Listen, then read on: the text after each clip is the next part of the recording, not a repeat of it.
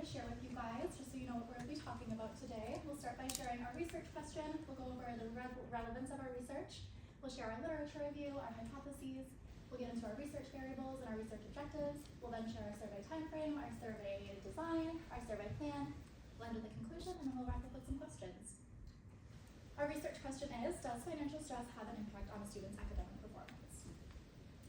We'll start by defining what financial stress is. It's defined as a condition that is the result of financial and or economic events that create anxiety, worry, a sense of scarcity, and is accompanied by a physiological stress response.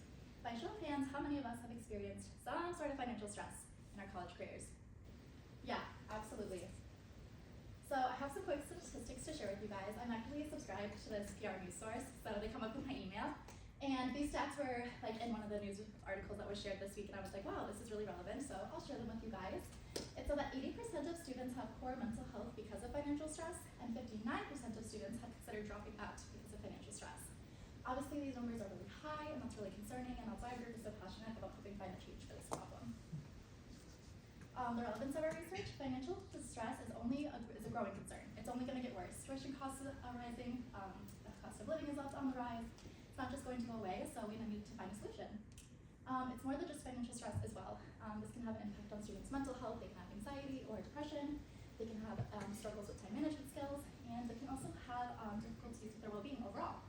If we find a solution to this problem, we're hoping we can present our findings to other people that are making the big decisions, and they can help us find a solution. So getting into our literature review, we found a few important points of information that we thought would be relevant to our research, with the first being that large amounts of students currently face financial stress. So 72% of students have experienced financial stress stemming from their inability to meet tuition costs. And on top of that, 40% of students are employed either part-time or full-time. And out of that group, 60% work over 20 hours a week. So I mean, Kenzie had you guys show your hands, but 72% is an incredibly high number. So it just kind of proves that financial stress is a very major issue. And that second bullet point there just kind of also proves that students are spending a lot of time working when they could be doing more productive things related to their academic studies as well. Our second point is that the cost of attending college is only rising.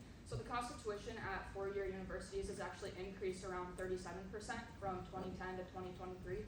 And inflation-adjusted rent prices have increased over 20% since 2002. And so these points just kind of make it clear that this issue is very much here to stay. And moreover, it could also get worse with time as that progresses as well. Our last point in our lit review is that financial stress affects certain quality of life indicators. So that's something that's already been proven.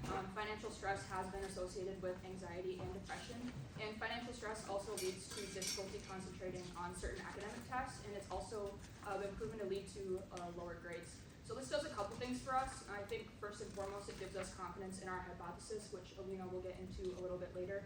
But I think more so for us, it just kind of proves that this is a real-world issue with real-world consequences. Obviously, anxiety and depression are pretty serious topics. They're serious things to battle.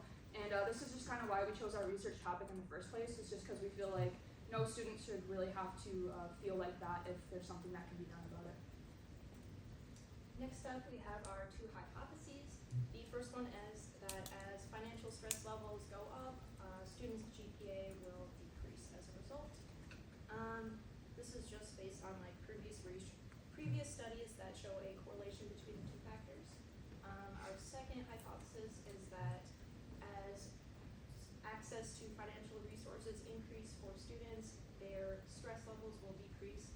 That's just because as you receive more resources, you'll have more money, so then you won't have to work as much, and then you can spend more time studying. Next up is our research variables. The dependent variable is academic performance based on GPA, and the independent variable is financial stress. Financial stress has an impact on the GPA for the students. Getting into our research objectives, we've got 3 of them, with the first one being we want to determine the percent of college students whose financial stress has been affected by their GPA, or has affected their GPA. And so with that, it's just going to help us quantify how big or how serious this issue is, just kind of gauge the severity of it all within our sample. Our second objective is going to be to identify the top factors affecting financial stress levels among college students. So with that, we just want to understand the specific causes and a little bit more deeply to see if they can be changed or solved, see if it's something that can be actionable or if it's something that's a little bit more situational for college students overall. And our third one is going to be to determine the percentage of college students who seek additional financial aid and resources. So that's just going to show us if there's an actual need for more financial aid from universities. And that one is going to be a little bit more solution-based for us. So if we can find solutions, then we can reach out to the right decision makers for help. So our survey time frame, initially we're going to test our survey on approximately 15 students or people who are recently of college age. And we expect this should take about a week. After that, we'll move into implementing our survey. We intend to survey about 300 students as what we're shooting for. It should take about a couple weeks. During that time, we'll design a code that will decode the results, simplify them for us, quantify it. And then after that's complete, we'll go into analyzing our data. We expect this should take about one week, and it will confirm or deny our hypothesis. If our hypothesis is denied, we'll then revert to a null hypothesis. So for our survey design, we started off with a participant disclosure statement outlining the survey's intentions, assuring their anonymity in case that was a concern, outlining associated psychological risks in participating in the survey, as well as the benefits to society from completing the survey. Lastly, a researcher contact method in case they need to reach out to us for any questions, concerns, comments. Then we go into 4 questions concerning demographics, 1 multiple choice concerning race, the rest yes or no concerning background, then 16 financial circumstances or mental disposition questions. These will range from yes or no, Likert scale, and multiple choice to give us a complete overview of where our surveyee stands emotionally and fiscally. Alright, so our sample plan, is to target 18 to 25-year-old college students. That's going to be like your main age range in college. I think everybody's pretty much around that age.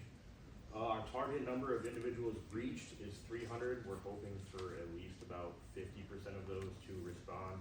So we're hoping to get about 150 responses to go through.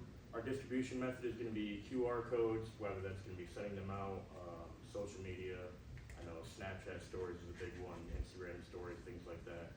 Also, in-person approaches, Northern Lights dining, just walk around campus, friends, people you know that you're around, you just give them the survey and have them fill that out.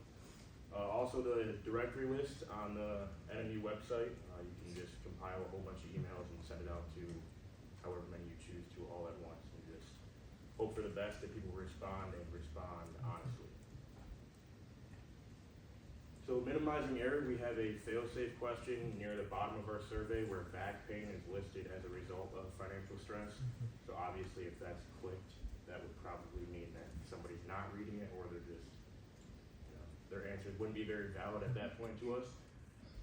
We would also go through and analyze the responses to make sure everything's not just like the first answer clicked or the second one, or things don't make sense, aren't corresponding with each other for things like that. So that would also be something we would probably just throw that one out and not record that survey. We also discussed an incentive. We're not for sure on it yet. We discussed possibly like a drawing for a $25 Amazon gift card or a gift card of somebody's choice who wins. Thank you very much for listening. Thank you for your attention. Who would like to ask a question at this time?